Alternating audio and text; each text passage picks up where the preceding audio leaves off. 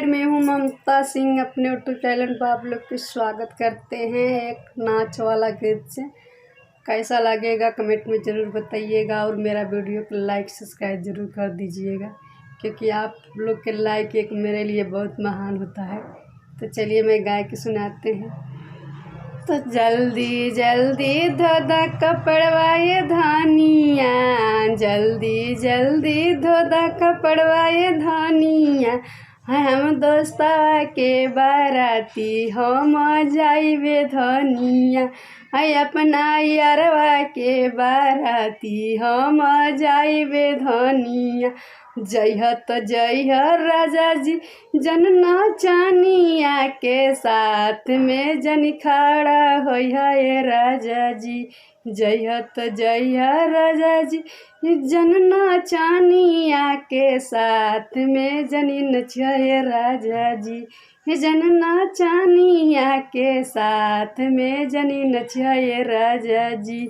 जल्दी जल्दी कदा परेस कपड़वा ये धानिया, जल्दी जल्दी कदा परेस कपड़वा ये धानिया।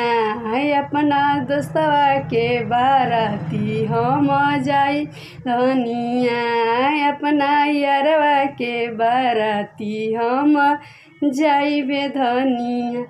जइह तो जइह जी कौन लईकिन के साथ में जन खड़ा होइह ये राजा जी।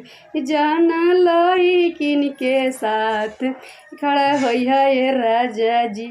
खड़ा होइह तो होइह जानी ना लड़इह ये राजा जी, जानी ना लड़इह ये राजा जी। जल्दी जल्दी कपड़वा तुम पे कहे धनिया, जल्दी जल्दी कपड़वा पे कहे धनिया। अपना यारवा के बाराती हम जाई धनिया, अपना दोस्तवा के बाराती हम जाइबे धनिया।